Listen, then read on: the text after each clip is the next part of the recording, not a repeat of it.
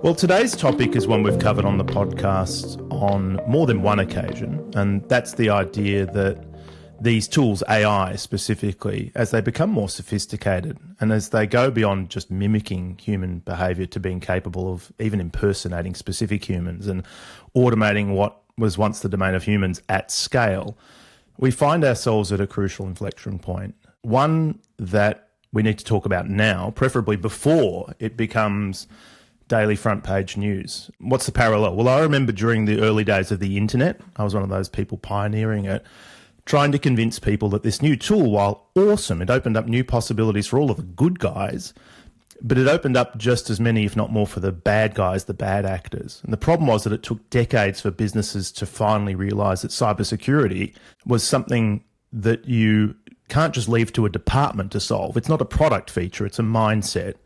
How then can we learn from past innovation cycles to get ahead of this tsunami of change we're seeing with AI? Welcome to another episode of the AI Forecast, proudly sponsored by Cloudera. I'm your host, Paul Muller.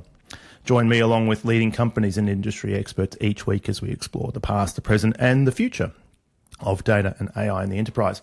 In this episode, I'm joined by Theresa Payton to share her perspectives on what it takes to navigate this new era. Amongst her many accomplishments, and there are many, as you'll find out, Theresa's known to many as the former CIO of the United States White House. She's author of her book, Manipulated: Inside the Cyber War to Hijack Elections and Distort the Truth. She continues to consult widely to companies around the globe with her role, or in her role as CEO of Fortalice Solutions. Welcome to the podcast, Theresa. Hi, thank you. It's great to be with you. It's great to have you here.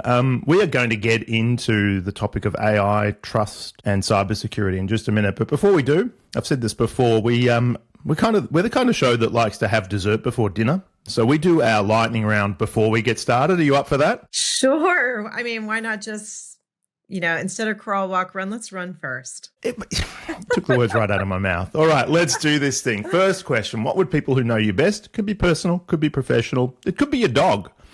What would people say is your superpower? So people may say it's my ability to take incredibly complex, very technical topics, cyber, AI, software engineering, and turn them into business speak, plain English, things that are actionable and that can help a team move forward, even if they're not technical. But I actually think my superpower is something else, which is my ability to walk so fast at only 5 feet tall that other people around me with much longer legs have to run to keep up. I think that's actually my superpower. Yeah, all right. Well, as the husband of someone who is also vertically challenged, I understand just how much of a superpower that is. That is brilliant. I love that story. All right. Next up, what is the most impactful technology of all time? You can go as far back as you want. Focusing on modern history, the internet, without question. It's connected people in ways that they weren't connected before. And it's really changed how we live, how we work, how we communicate forever, for good or for worse. I would say running a very close second right now, as far as technology we readily have available, would be AI. I think quantum computing is truly around the corner. And I think that actually, in my lifetime, will be one of the most impactful technologies of all time. I would say predating kind of my lifetime, being able to go to outer space is really quite amazing when you think about it. But yeah, you asked for one and I gave you multiple, but that's just kind of my approach. We break the rules here. First rule of AI forecast is there are no rules. And we're obviously with the Artemis mission just about to launch. We're about to send people. I mean, we've obviously had people in space pretty much continuously since the 70s, 60s. But this is the first time we're sending people around the moon. It's exciting. Mm-hmm. Yeah. I mean, think about this. It wasn't that long ago that we sent civilians up. So it's pretty incredible. Yeah, it's definitely, that's the pace of change there is exciting for me. Mm-hmm. All right. We talk about AI all the time, what it can do for business, but we like to be a little selfish as well. What would you like to see AI automate for you in your future? Forget everyone else. Nobody in Silicon Valley has asked me what I would like. So instead of giving me a driverless car, If you asked me, I would like a cure for cancer and other seemingly incurable diseases. So if you would actually spend time working on that, that actually would make the world a better place. If you would focus on things instead of like displacing people from work, do things to end, poverty, lack of access to food, lack of access to water, that would be incredible. But since they're not focused on that, I would like to see what we know about AI today to handle sort of the very exhausting, hard to get to drudgery that is burning people out. So being able to speed up an investigation to find fraud rings and shut them down so there are no more victims, to solve crimes, to find missing people like Nancy Guthrie.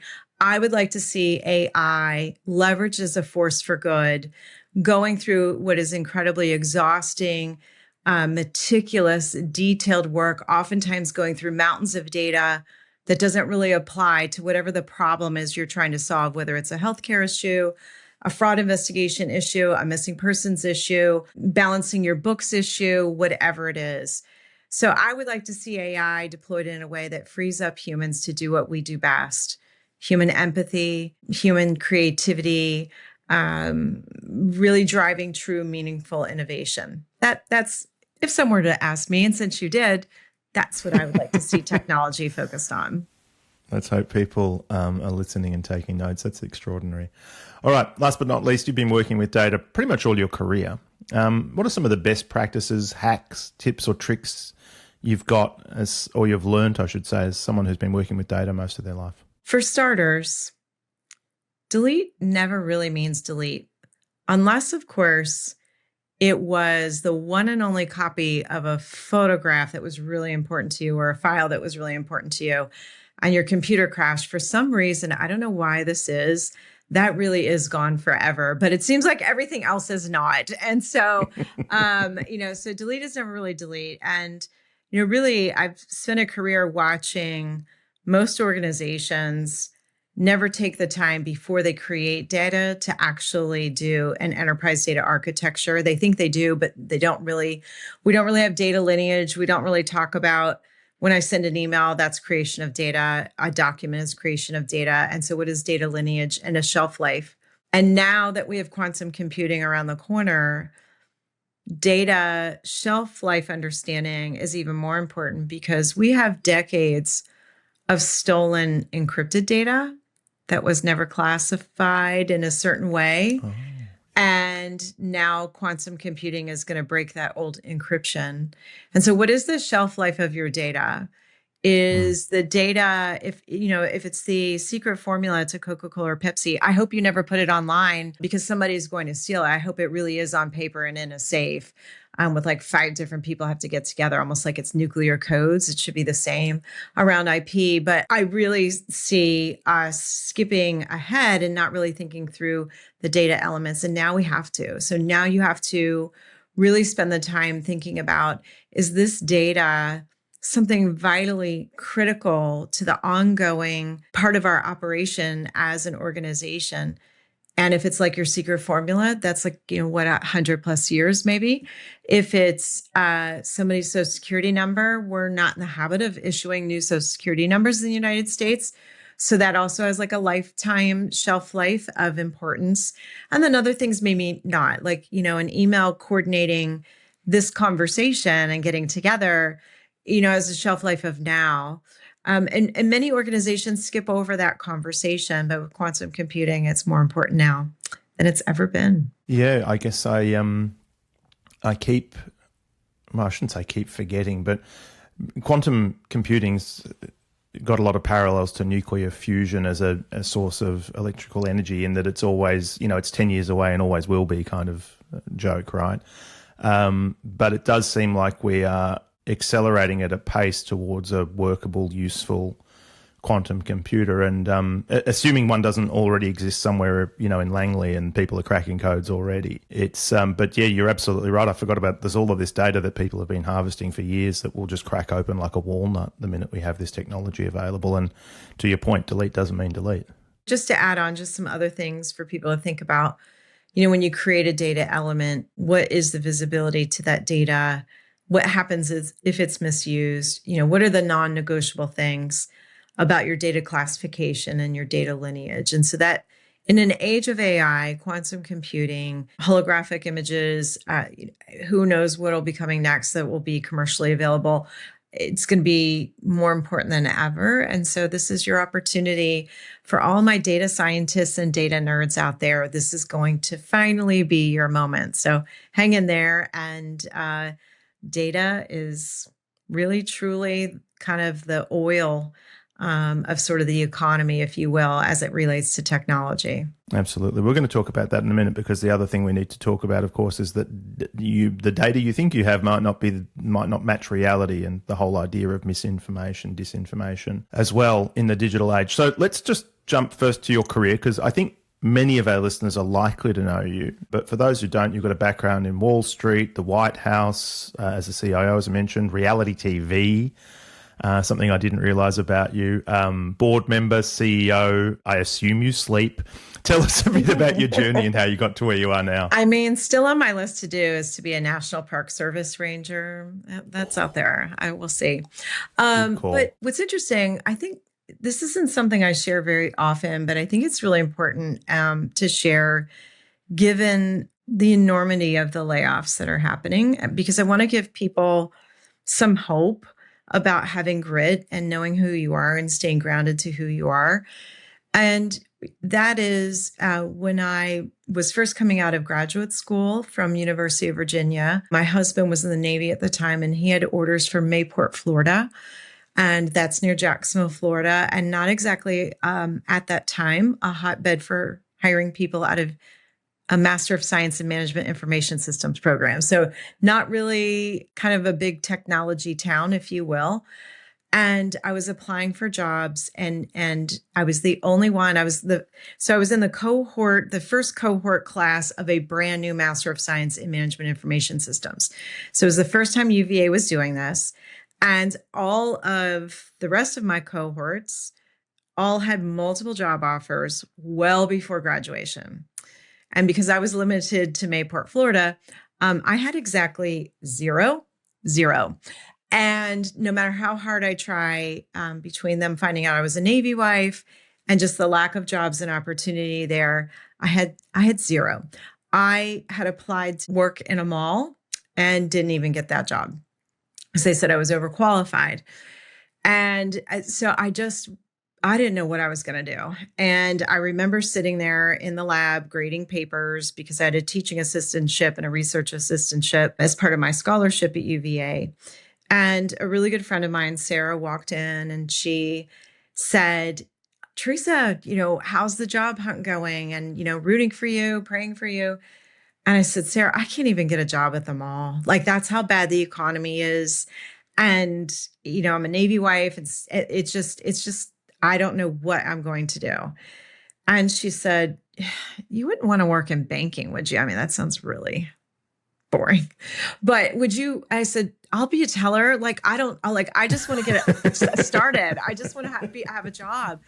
And I'm like, tellers seem like really smart and sharp. And I think I could do that. And so she said, "Well, my friend in college, she married this guy in finance, and I'll just call him." So then I had this great conversation with her friend in finance. And it was just a really lovely conversation. And he says, "Barnett Bank could really use somebody like you. We really could use somebody like you. I'm going to make a few phone calls. When are you on break next where we can have you down for a couple of days to meet people?" So oh my gosh, this is so great. Thank you so much. So I'm like, man, I finally have a shot at least to meet people at Barnett Bank, which is now part of Bank of America. So at the time, so I'm dating myself, but I don't care. So at the time, if you wanted to look at an annual report, you had to go to the business school library in person, ask the librarian, and be handed the annual report. We did have the internet then, but it wasn't like today's version of the internet, right? It was like university to university, researcher to researcher. It was still in the days of you've got mail, that kind of thing. So I go and I'm flipping through the annual report to make notes for my interviews. And I'm just so excited. And I look at the finance department And Steve in finance isn't just a guy in finance. He's actually the CFO of the entire bank. Thank you, Sarah. So I go back to Sarah. I'm like, when are you going to tell me he's the CFO of the whole bank? She goes, oh, he did mention he got a promotion. She's like, he's so low key about everything. I'm like, oh my gosh. So that's how I got my shot in banking. Yep. And so the reason why I tell that story is that's what led me to the White House. It's what led me into cybersecurity. Is have grit, know who you are, and don't be embarrassed to ask people for help. And so if you or someone you care about or somebody you work with, somebody you love is going through this time where they believe their job is going to be eliminated, or it recently has been, tell them to hang in there, tell them to network, don't give up, know who you are, put yourself out there, and you're not alone. You're not alone. And think about the amazing things that are going to be coming your way when that next door opens. So I just wanted to spend a little bit of time on that because I want to share my own story in the hopes that it will give people optimism during, what is a really challenging time for so many. So obviously I started my career in banking. It is staggering at the moment, just the level of layoffs. But we'll talk about. There may be a positive side to all of this, but let's get back to your career. My apologies. Yeah, no, that's okay. So obviously I started out in banking. I mean, I had other jobs in high school and college that I think really set me up for success with dealing with the public. So for example, I did in high school work at a nursing home for nuns. There really is such a thing, and I also worked in retail at the Marine Corps Exchange on the base at Quantico because my father was a Marine. And so a lot of these public facing jobs and handling yourself under pressure, I think really served me well. In college, I worked at Better Homes and Gardens. They had a real estate division. And so I worked at one of their realty companies. And it was so funny because I was, thinking, oh, well, I'll do the marketing and the mails, what they hired me for. But then because I knew how to program a modem and do programming, and I thought it was so cool. Like I was doing all the early MLS stuff and things like that and sending files back and forth. I was like, sure, I'll do this. This is great. I'll do it all day long. So I get this shot in banking at Barnett Bank. And I have to tell you, it's one of my favorite all-time companies of my entire career. Why so?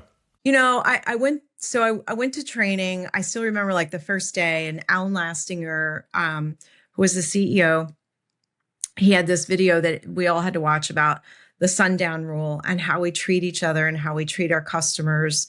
And really, I've folded a lot into how I've run my leadership at the banks, but also at my company at Fortalice and he was very focused on culture and that we all needed to take care of each other.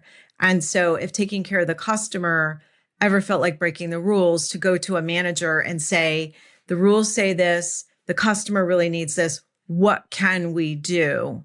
Obviously you can't be like aiding and abetting money launderers, right? So rules are there for a reason, but finding a way to meet our customers or our teammates where they are.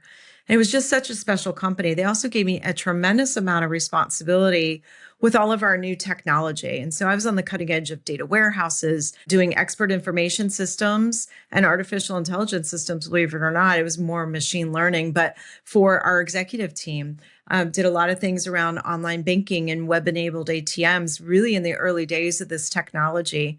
And I'm forever grateful to everybody at Barnett Bank who just saw this young woman who was like, I'll volunteer for that. I don't think I know anything about that, but I'll volunteer to work on that. I don't mind. And just saying yes to so many things and saying, if you need another teammate, I don't want to get in the way of other people getting this opportunity, but I'd love to do it. Just really gave me such incredible opportunities and lifelong friends who were part of my background investigation process at the White House and who have been my sounding board for my entire career, many of which have retired now, but some people who took a chance on me when they didn't have to and really believed me. And Barnett was really on the cutting edge of thinking about customers' sense of place, technology enablement, but always sort of that human in the loop. So while I was in banking, I got a call from the White House that I almost didn't return because I thought it was social engineering. I have to admit, I think I would as well. I was like, I don't know anybody. Yeah, right. Yeah. Well, first I thought I was in trouble because we were going through this major regulatory hurdle with a merger and acquisition.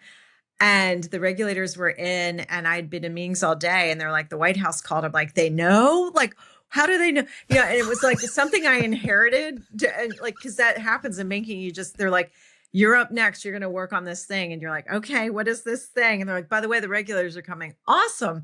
And so I was like, wow, they know? That was quick. Am I in trouble? And they're like, no. The White House wants to talk to you about a job. I'm like, no, they don't. No, they don't. So then I went through the vetting process there. So the one thing I will say about my time in banking was I was there at a time where, as what is now called Chief Information Officer, which I do believe that title will change again, you really had responsibility to a P&L at the bank. At least I did, to like the frontline business. You would go to the voice of the customer session. So you'd meet with commercial customers, small business customers, retail customers, wealth management. You would hear the design requirements. You would be part of that. And then you also, because you understood what your impact was to be on the P&L, you also knew what your fraud loss limits were going to be. You also knew, and it was even before we called it cybersecurity, what your information security and then cybersecurity, like what that needed to look like. So I always had responsibilities for managing all of that when we did the delivery of our projects, and sort of keeping all of that in mind from a P&L, from a mission set, from a goal perspective. And so I think that really kind of played into being up for the role at the White House. But let's not kid. You think, at least for me, because I was on the front line of a lot of things, which included being on the front line of novel concepts for criminals to try and get between the bank and the real customer and their money, right? So lots of novel concepts were rolling out.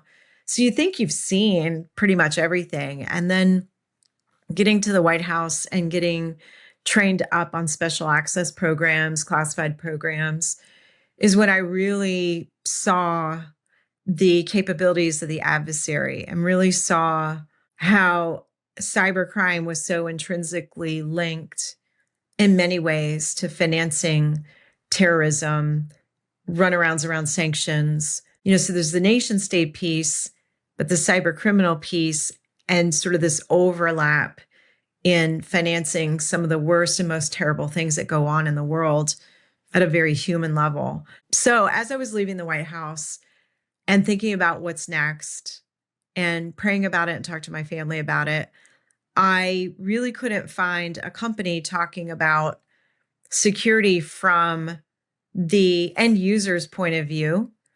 So everything was more around, well, did you do NIST? And did you do this framework? And did you tell them no? And strong passwords? And, everything wasn't about seamless, elegant design for the human user story. It was we have to stop humans from clicking on links narrative. That is actually what's wrong with security still today. Security is fundamentally broken because we never really truly talk to the end user. As somebody who does multi-factor authentication technology, have they ever actually sat down with your mom or my mom and said, show me how this works for you? No, probably not. Yeah. They see their customer as the bank. They don't see the customer as your mom and my mom. The on-ramp or the initial vector of attack in many of these cases, right? Exactly. The 7 billion, 8 billion people who are like the soft underbelly that the cyber criminals can go at. Forget there might be 10,000 banks, 100,000 banks. It's a small number by comparison. Exactly. And what does the security team often say? And it needs to stop. The weakest link in the chain is the user. No, I think it's your design stinks. That's what I think. The weakest link in this chain is your design does not account for the user. We know seatbelts save lives, right? We know some people don't wear their seatbelts.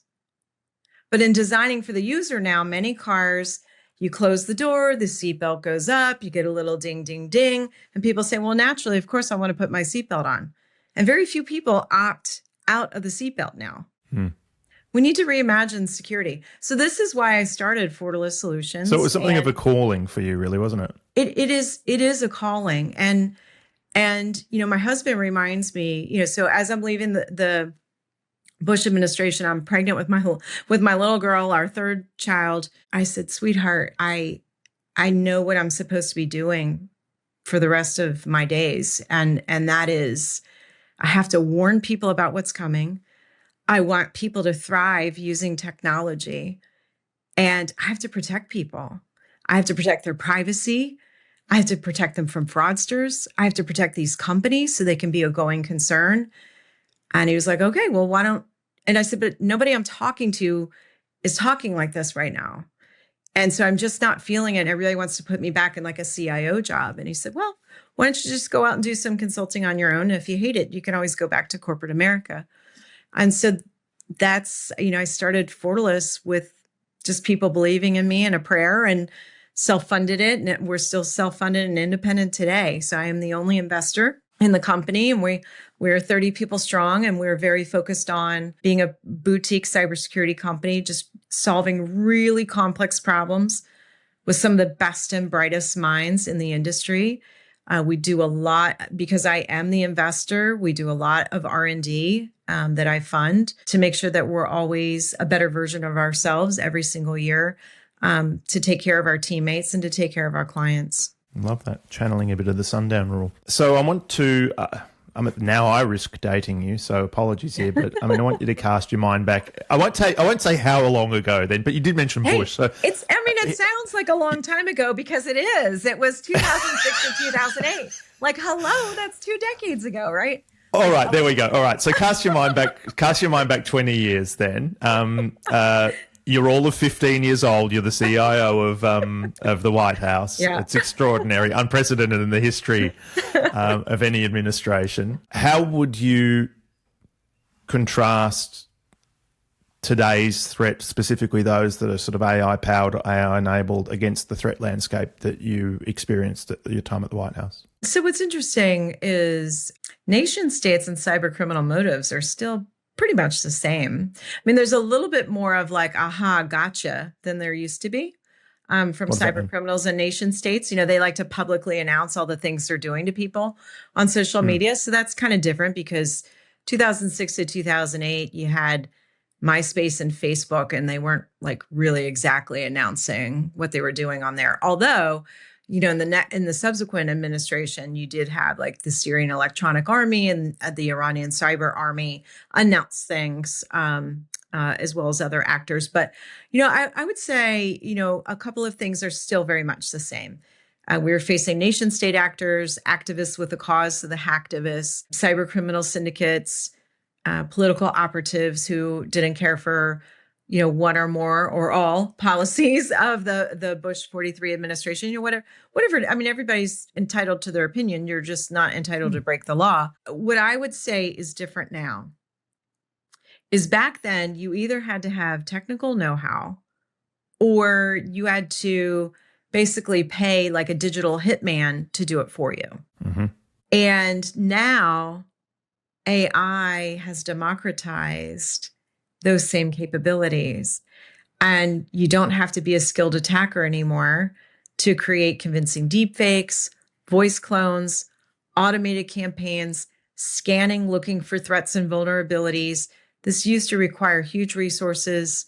It doesn't anymore. You can spin up these environments and these attacks and test them out in real time, burn it down to the ground for very little investment. So really, the technology has democratized and sped up the attacks, but oftentimes the motives are the same.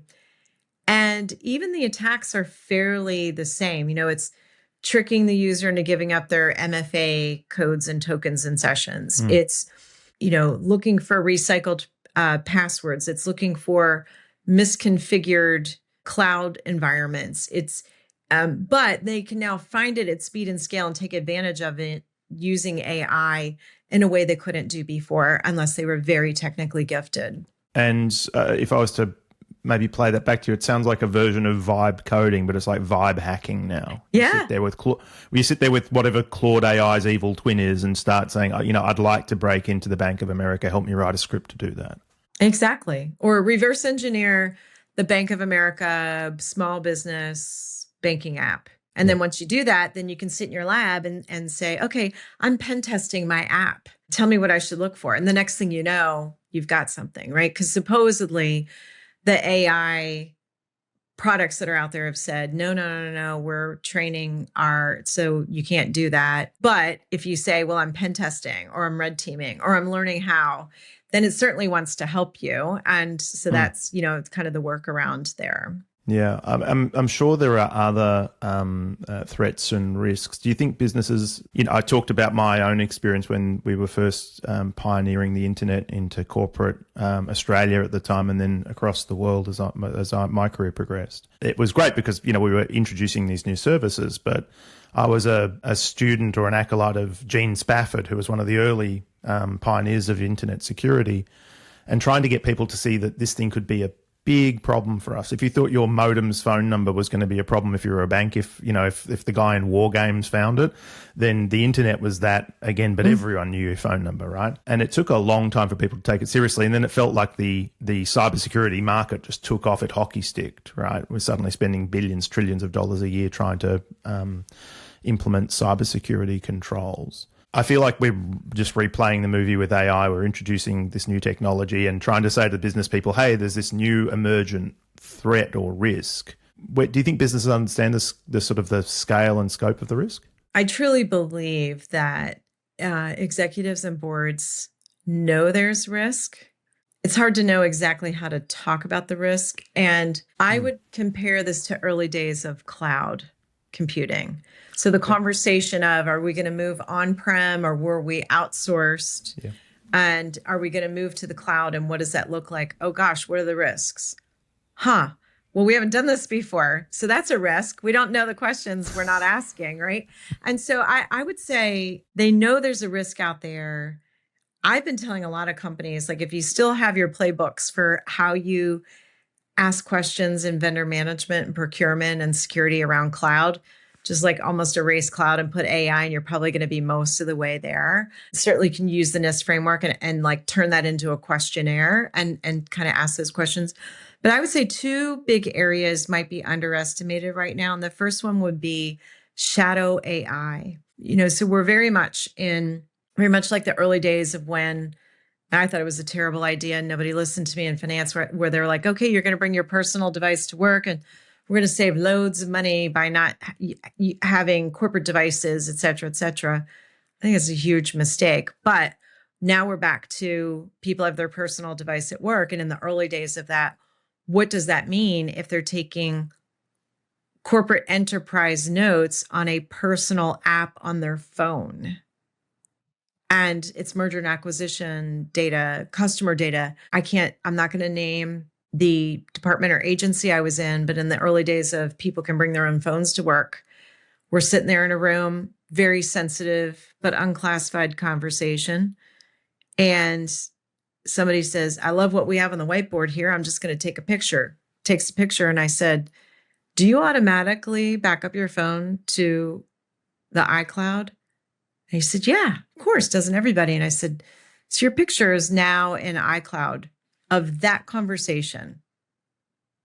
His eyes just got really big. I'm going to delete it. I'm like, delete's not really delete. So we're in these early days again. Next, someone will be doing something silly like having a conversation on Signal or something like that on their personal device. I mean, who'd do that? Who would do that? I don't know. Sorry, so you've got. I shouldn't. I grabbed the third rail there. My apologies. It's okay. It's okay. This is policy, not politics, right? So shadow AI. So employees are using unapproved tools, not because they want to do a bad job for you. On the contrary, they want to do a great job for you. But security or IT may not know. You may have actually gone through an approval process. Like marketing might have some really cool new tool and not even realize like AI is in the tool. So it's been installed and you don't realize it. So I would say that as well as, kind of the underestimated area. You've got the shadow IT, and then sort of I call it the trust quotient.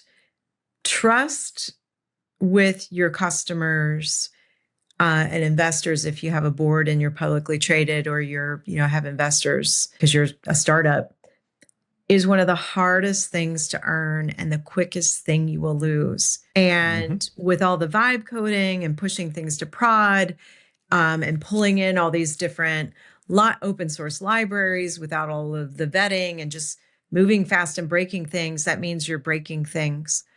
And when you break things, trust will get broken, and it's going to be hard to get back. And so I would say those are two areas that are a lot of smart people sitting around the table, but probably underestimated through no fault of their own, just because this is a new frontier and everybody's figuring out this frontier at the same time. I'm fond of saying moving fast and breaking things sounds great if you're in a research lab. It sounds terrible if you're on an operating room table and you're about to meet your surgeon. Yeah. And what are you doing? I'm moving fast and breaking things. I'm going to try a new procedure on you. Well, exactly. Well, and again, when you say move fast and break things, I've got 3 kids. I think of like a romper room of toddlers. And does anybody want to be a customer of a company that's the attitude?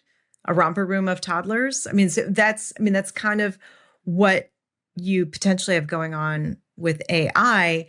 If the ethos of the company is, we're just going to move fast and break things. And look, it's incredibly intoxicating. I started doing some vibe coding only about 3 months ago. And as I've said on this podcast before, having not coded since I was in sort of my mid-30s, I would say, seriously at least. Anyway, I was incredibly productive. I produced work that would have taken me months and months and months to get done, got done in 5 days. But equally, I couldn't tell you what's underneath it. I mean, I could obviously, but it would... The investigation doesn't feel like it's the yield's not there, right? So it sits out there on the public internet doing its thing. God knows what vulnerabilities it's got. It's this black box to me. And that's just one person working on a personal project. I can't imagine what that would be like at scale in corporate in the corporate world, or for heaven forbid, the public service. Well, and if we're all vibe coding and security is at the bottom of the waterfall, can you imagine the cybersecurity teams? So it's like, oh, we're all coders now. Oh, hi. That's just great. Thank you so much. I really appreciate that everybody's a coder now. Can't wait to test all this stuff. Absolutely. And we got rid of all, how many companies do you know have a truly full production mirror image where you can do true systems integrated testing, regression testing, load balancing and testing, and security testing? Now, on the flip side, to be incredibly positive about what I think AI can do for us, so we used to spin up honeypots at the White House, and it's something we recommend to a lot of our clients, so that you can learn about the adversary that is targeting you, what tactics, techniques, and protocols they use. But it's incredibly expensive and time consuming to spin up a honeypot, make it look convincing, make sure the data's enticing but not really real, and then do all the forensic analysis after somebody pings the honeypot. I'm incredibly optimistic that now organizations on the offense and defensive side not only are going to be able to spin up honeypots at scale, but potentially to almost lock in the operator in a way that you could engage law enforcement and hopefully start to shut down some of these cyber criminal syndicates when the operators are in countries where we have reciprocal agreements. And so I see the opportunity to leverage AI for that. I see that I'm incredibly optimistic that we will finally have what I like to refer to as self-healing systems. And so to be able to build a system that, let's say Iran decides to attack you, that it would know it was under attack, it would cordon that part of the code off, it would regenerate new code and allow the system to continue to operate in a resilient, recoverable mode. And so I don't think we're that far away from being able to have sort of these self-healing, self-regenerating systems that could take the onslaught and the brunt of an attack, know it was there, mitigate the attack, fend it off while still mending itself and keeping the operations going. I'm a little more reserved about the second one, I've got to be honest. I live in Australia, or at least have most of my life, and we've got cane toads, we've got cactus, we've got rabbits, we've got foxes, we've got all of these things, biological elements that were introduced, foreign species introduced, that have now taken over, and all of them can be traced back to someone that had a good idea to put a self-healing, self-replicating system in to get rid of a problem. And all it meant was we replaced one problem with another problem, then brought in another biological control to control the biological control we thought was a good idea. The law of hidden consequences, human hubris knows no end. And I think the idea that I'll write a system that'll be fine. So I'm really nervous about the idea. I don't want to get all Terminator on it, but I do think that I keep telling people, just watch Fantasia, Mickey Mouse with the brooms and the mops and the buckets, right? Like, it seemed like a great idea. Let me automate mopping the floor. What could go wrong, right? Mm-hmm. Yeah, so I do get a little nervous that it only takes someone to have a little bit of maybe faulty logic or, heaven forbid, a bug, and these systems could very quickly get out of control. But I do like the idea of very much of using the automation of social engineering at scale to create honeypots at scale that'll be really attractive to the adversary, because that's just using their own tools against themselves, which I just find wickedly fun.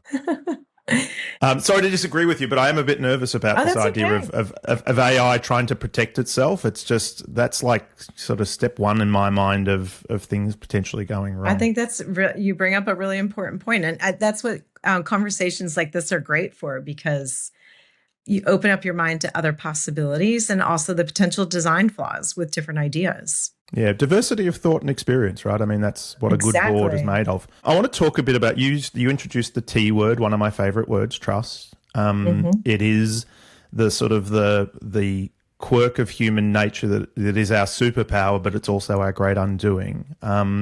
You wrote a book on the topic, obviously, as we sort of mentioned, Manipulated, which is brilliant. Trust has been weaponized against us. AI makes that a lot easier. Unfortunately, when data is born, it doesn't come with a digital birth certificate to prove its provenance. So we have no idea whether the data is real, manufactured, manipulated. How is AI changing the scale and sophistication of some of the threats you talked about in Manipulated? It's funny you say that, because I do predictions every year, and I'd have to go back and look up, because I've been doing them for 12 years. And I think I said that by 2025, maybe it was 2024. So I always do them 2 years in advance, that forensic anthropology would be a job. And so I got the year wrong. But what you're talking about here is exactly it. So I said, we're going to have a time where data will be stored in SLMs and LLMs, and people will not go back to the original body of knowledge. They'll count on the LLMs and the SLMs, and those could be poisoned. They could be manipulated. Somebody's body of knowledge is not somebody else's. And then data provenance and data veracity can be twisted. And so very much like you have somebody come in and they're like, look, we found a lost Da Vinci in the back of the Louvre, which I think they did. And then they bring in the art historian. Can you imagine? You're like, oh, I went up to my attic and there's a Picasso up here. It's amazing. It's like finding the ultimate Benji in the back of the couch. You're like, yeah, but it's a Mona Lisa. What? Yeah. Just very much like when they find this missing artwork, and then they bring in all the art historians and the anthropologists who really understand particular artists, and they look at the frame and they're like, well, but this frame is the wrong time period. Or they look at the wood, or they look at the canvas, they look at the paint, they look at the strokes, and they say, actually, this was a student of Da Vinci. And you're at home with your own eyes going, well, it could have fooled me. I would have thought it was a Da Vinci. So very much like we have that, we are going to have that for data and documents, photographs, because like you said, we don't stamp everything in a way that it's watermarked forever. It can be tampered, it can be manipulated. So we're going to have digital forensic anthropologists. And I stand by that prediction, even though it hasn't come true, but we're going to need it. Because really, things that used to take months and sophisticated teams and sophisticated hardware and software to create convincing deepfakes, whether it's deepfake documents, meddling with files to make it look like computer date and timestamp is different. Now they could do it at speed and scale. And so on the forensic side, as basically a digital forensic anthropologist, and when you see that job title, just so you know, I made it up. I'm right there. They're going to have to look at this and look at all the different pieces together and say, no, this is a student of Da Vinci, or it is Da Vinci. So it's going to be a combination of technology, but a really trained person saying, well, what about this? And what about this? And what about this? And we don't have those people yet. Well, interesting enough, I'm not sure if you're familiar with the work of Tatiana Mahmout, who was on the show a couple of weeks ago. Is an actual anthropologist, funnily enough, and is doing some work on exactly what you're talking about. So you were right there, and we've got this podcast to prove it. One of the things that we talked about with Tatiana was this issue of agents, because we've obviously not only got a trust issue of people talking to systems and people talking to each other over a piece of data that may or may not have provenance associated with it, arguing about whether or not the financial reports are in fact accurate. These images of an incident may or may not be tampered with. You've got the idea that agents talking to another agent may be trusting data that is not trustworthy. The agent itself may be being impersonated by a man in the middle. I'm allowed to say that still, I think. Yeah. A man in the middle attack, right? Like it's a different agent. Have you given any thought to the threat profile of agentic AI? Oh, absolutely. Well, there's a couple things, like you said. One is you could end up having a nefarious operative intercept an agent and make it do things it wasn't supposed to do. So that's kind of one. Two, I'm reading about people who are creating their own agents to book travel for them, do things for them, and act on their behalf. Well, what happens when the agent goes rogue and books a trip to Tahiti that you can't go on, that's non-refundable? And so I say that in a joking way because I would really like to actually go to Tahiti. So I've only been in the airport. I haven't actually been off the plane. I was changing planes. So if we have anyone from the Tahiti Tourism Board listening, you just know Theresa will gratefully accept. I totally will come. And if you want to talk about AI, security or not, I totally will come. But what happens when these agents go rogue? And if you have, it's almost like you're giving them a power of attorney, so to speak, to your online accounts and your online digital identity. And so what happens when it goes rogue and it doesn't operate in a way that you would want it to? What if it starts subscribing to things that are a little unseemly and don't go with your personal brand? What if it's subverted? What if there's a payload out there that it ingests that itself, to your point, poisons its own model and suddenly it starts doing things that someone else wants it to do? What if it starts blackmailing you? Oh, wow.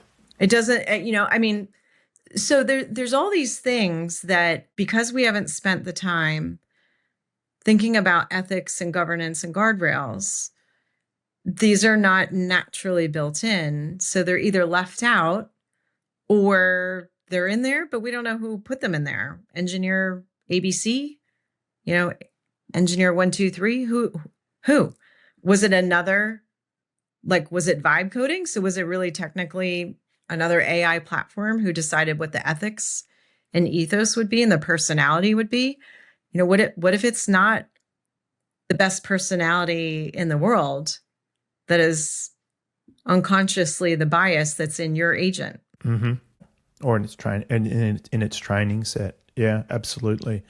All right, so that's something we need to worry about. The other is obviously this notion of authentication. We spend a lot of time, the apocryphal little padlock that used to be on our browsers that told us we were dealing with a trusted site. There's been a lot of focus put, to your point, we put a lot of focus on the 100,000, the million banks, however many financial services institutions, on all of the vendors we transact with.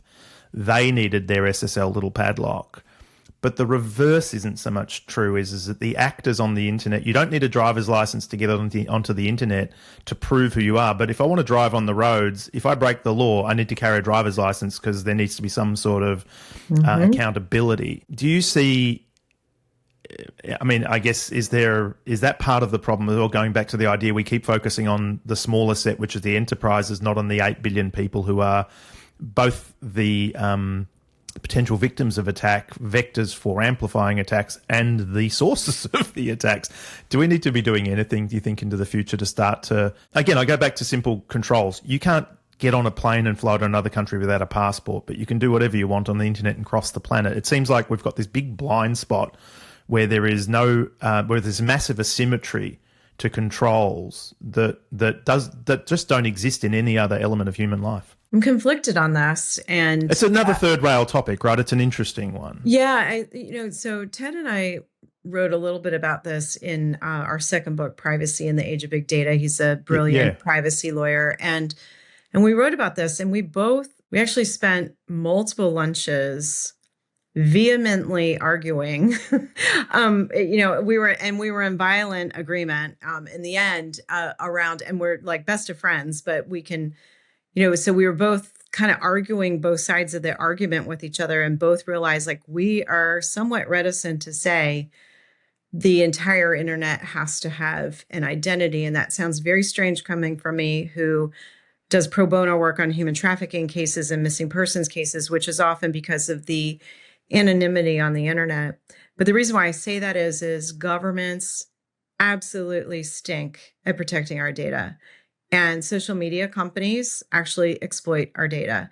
And if you look at any of the age verification things, that they've all gone absolutely horribly wrong and not really worked. So I think Australia, incredibly well-intended, kids are working around it. There's challenges. You look at some of the platforms who asked for age verification, they got hacked. Kids' data is now, available. So now their identities are... Until there is more secure by design thinking around, if you're going to collect this data to make sure I'm a real person, I'm reticent to say, yeah, that's the answer, because it just feels like another way for my identity to be walked in on by somebody, and I'll never get it back, and I'll never be able to convince other people that that's actually not me. So like if I give over to a platform everything about me and they get hacked and somebody just walks into my identity, how would I ever get them out of my identity?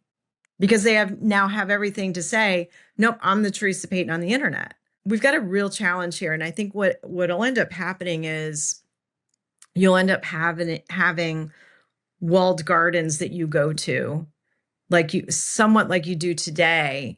But it's like, okay, I want to conduct my banking now. So now I will go to a part of the internet that is a walled garden. And in that walled garden, there are digital signals about me that the bank knows are uniquely mine. Like I don't log in from Uzbekistan, and I don't log in from where I normally log in using that form of a VPN. So there's going to be some different behavioral based analytics and digital signals about me in this walled garden that I will go into to conduct sensitive transactions, moving money, healthcare records, things like that. And then there will be the open web, which will be a free-for-all full of bandits and non-people, and probably more bots than real people. And that's unfortunate, but I think we're going to end up going that way. And maybe with some of the technology coming out, there's a better way to do this. Maybe blockchain will become more consumable and accessible, and that'll be an easier way to do this. But it's a great question, and I wish I had an answer, but I'm incredibly reticent about giving more of my information to big tech, Silicon Valley, or the government to say I am who I say I am, knowing that they won't be able to protect it. Yeah, in the same way I'm reticent about software healing itself. And I think, again, but this is the diversity of thought that's so important, right? Is that there are some trivial decisions, where should we go for lunch? And then there are some really big decisions. And I think these are ones that our children will look back on in 100 years' time, our children's children, and say, yep, they made a great call, or what the hell were they thinking? This was so obvious. If I can make just one other comment, because what I will say is kind of being in the fraud space, what, I kind of like walk, it's almost like I have 8 feet. I walk in a lot of different camps, right? Because of my background. And so being in the fraud space as well, there are a lot of really smart people thinking about how can I at scale do unique identities and be a unique clearinghouse of identities that for transactions people can buy into. And I think something like that could be really interesting. So like, maybe if I'm banking with, Bank ABC, and Bank ABC says, do me a favor, you can pick from one of these 3 vendors and you're going to go through a process with them. And in that process, you'll be onboarded. And this is how we'll know it's you and not a criminal. And so now I've created this secure methodology with people who have been really thinking about this issue. So like, I'll just name a couple companies, like, not that I'm endorsing it, I'm just saying. So like Trusona is one, Prove is another, who are really thinking about, it can't just be facial recognition because that's not proof of life anymore. It can't just be voice recognition. That's not proof of life anymore with deepfake technology. It can't just be your phone because people are cloning phones. So these companies, along with many others, are thinking long and hard. And then they would be a place that companies could go to and say, I'd like to hire you to onboard my customers in such a way so that I do have a different level of proof of life when they conduct business on the internet. So I do believe that there are technologies coming, but that almost comes back to what I was saying to you about, I think we're going to end up having walled gardens and then just like free for all out here. And then, of course, we've got the challenge you raised at the beginning of the program, which is, of course, that many of these techniques are based on cryptography and cryptography itself. And there's a whole series of arguments about quantum safe cryptography, I know. But the whole idea that they may themselves be the ultimate vulnerability in 5, 10, 15, 20 years' time, who knows? And again, you'd think 20 years' time, what's there to worry about? Well, 20 years ago, you were the CIO of the White House, and you're probably sitting there thinking, wow, I know exactly what was encrypted, and wow, if they could get that, they'd really love to have access to that data. So it's what was a wise person once said, delete doesn't mean delete. Yeah, it's funny. I tell people, like, one of the rules I've been telling people, because they're like, well, like, what should we not tell AI? And I'm like, well, if you wouldn't tell your grandma or your nonna, so like my family, I've got Italian, Irish descent in my family. So I'm like, if you wouldn't tell something to your grandma or nonna, I wouldn't tell AI. So speaking of things you should and shouldn't do, questions. When we went through, in fact, you're probably still doing it today, even looking at traditional sort of internet-based technologies, one of the things we had to do was educate the board. Educate sounds a little bit demeaning, but we had to, educate's probably not the wrong term. These people are not professional cybersecurity and cybersecurity professionals for the most part. We had to give them a sense of what the threat landscape was, what the residual risk was, what the impact would be financially, reputationally, etc. And it took a little while to wake the board up to the scale and scope of this threat, and that it needed to have serious attention and a fairly regular cadence of inspection. We also had to teach them what questions to ask the custodians of technology, the CIO and their executive team. What questions should boards be asking about AI as they're looking to adopt it? There's a couple of things. Obviously, one is, how are we protecting our intellectual property?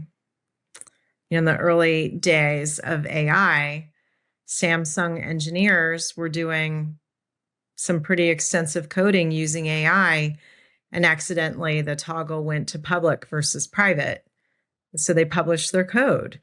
We know that Anthropic recently published some of their code. So I think intellectual property protections, and what are the guardrails that when the first set of guardrails fail.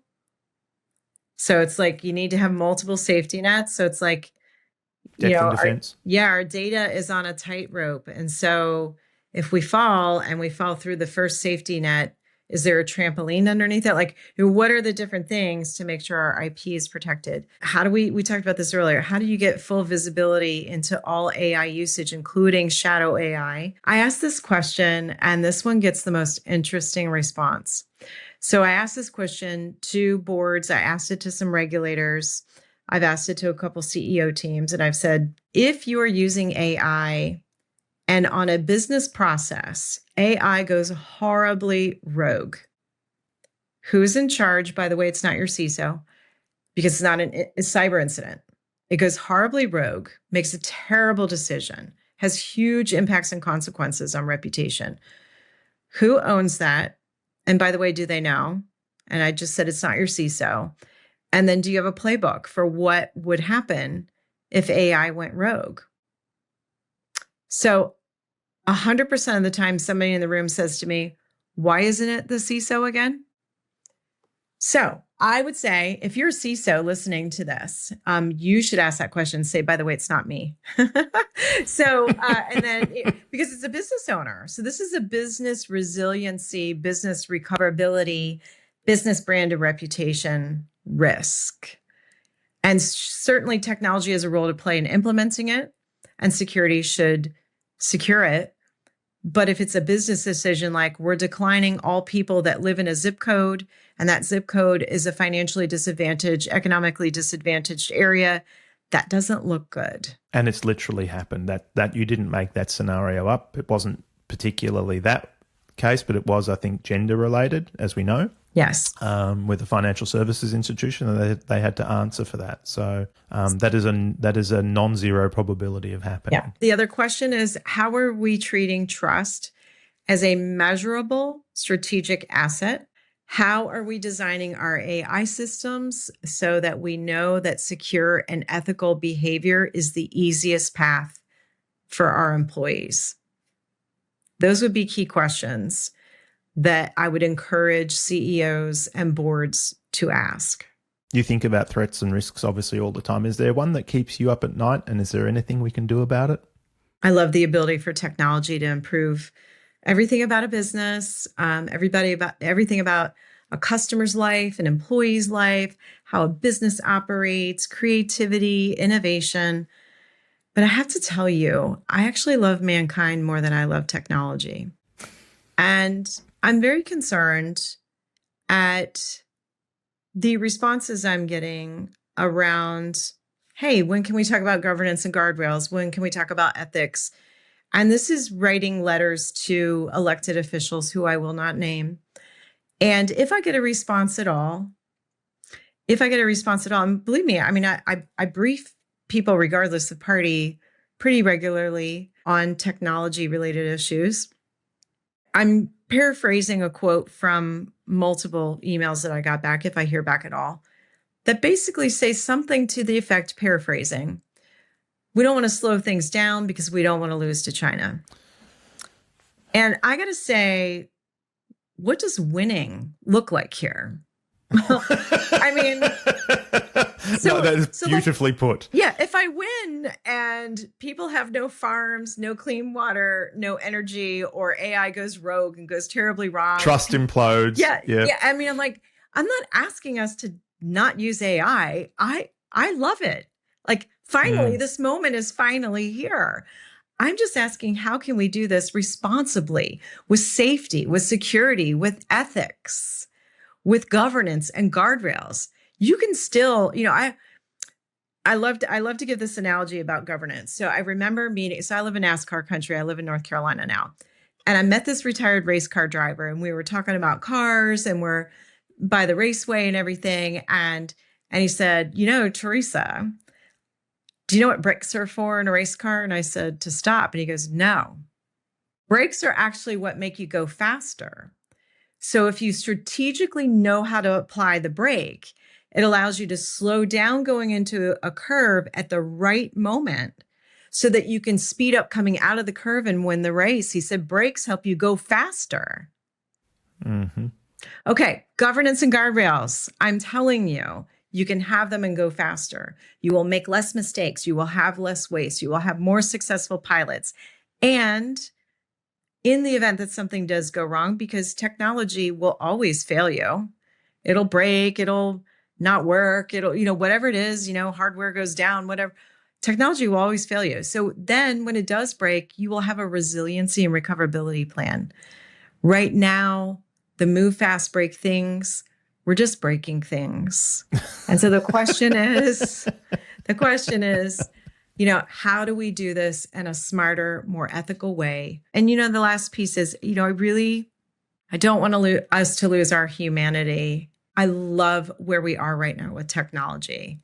And I want us to emphasize our humanity. I want us to emphasize having empathy. I want us to think about how do we elevate everybody with the possibilities of this technology? Like the idea that kids can get access to the absolute best teaching, the best textbooks in the world, and get a tutor, no matter where they are, no matter what their economic means are. That is something I would ask Silicon Valley to do with AI. The idea that somebody's parent who lives far away from them, who lives alone, that we could leverage robotics to make sure they're not alone, that there's a health check-in, there's a reminder where there maybe aren't enough nurses to go around and do home health care. That is how I want to see technology applied to improve the human existence. We have this incredible moment to make life around the world so much better for everybody, no matter what your background is, no matter what your access is, no matter what your means are. But not if we don't do this right. And so that's what keeps me up at night, is that we're skipping over that. Profits over people. And I know that sounds strange coming from somebody who runs a business, but you can do both. I have no words other than thank you for joining us. That was a poignant way to end today's conversation. I'd love to get you back on at some point in time. I'd love to. Continue to talk about this trust topic. It's a really big one for me. I think, as I say, it's kind of the ultimate bug that turned into a feature of humanity, and it's the one that's just, I think, at greatest risk of being exploited at the moment. And these generative technologies are going to make it so much easier to do. We need to do something about it now, or our great-great-grandchildren will be looking back going, what the heck were you thinking? The only way we're going to get that, I think, is to be consistent and persistent and having a voice out there about this, along with all the good stuff that can happen too, to be very, very clear. I'm not anti this at all, but yeah. You said something so important because, they call them the greatest generation. Like if you think about what the greatest generation in the world, they sacrifice so much. And we are all the beneficiaries of their thinking and their sacrifice. Did they get everything right? No. And so we have to take those gifts that we were given and we have to pay it forward for our kids, our grandkids, our great-grandkids. That is our responsibility. And so when we talk about, are you your brother's keeper? Heck yeah, we are. And so what are we doing, especially those of us who have a career in technology? What are we doing to think about each other and care for each other and to make the world a better place given the gifts that we were given? And that's a responsibility that I don't take lightly. I couldn't agree with you more. The industry talks a bit about technical debt. It's become one of those topics du jour at the moment. And again, it's very inward facing. It talks about, the technical debt I've got in my data center, but we're talking about technical debt that's going to be inherited by society, by the planet. It's a very different scale of problem we're talking about. So I think it just requires big thinking. It requires big thinkers. Thankfully, unfortunately, I'm not one of them. You are. You've got a voice and a platform, and it's great to see people like you and, as I said, Tatiana and others out there being both a voice of hope, but I think also a voice of reason, trying to get the platform right so that future generations can enjoy it. It's great. If people are interested, and I imagine they will be, where can they go to learn more? Sure. Well, I'm on LinkedIn. So we have a company account, Fortalice Solutions, on LinkedIn. And of course, I'm on LinkedIn. I'm also on X. I'll just warn you, X, sometimes I could be a little bit more scrappy on there. You never know what you're going to get from me on X because that's my personal account. I'm hitting follow now. So we've got a corporate account on X, which mostly talks about like cybersecurity issues of the day, AI, cool things and interesting things.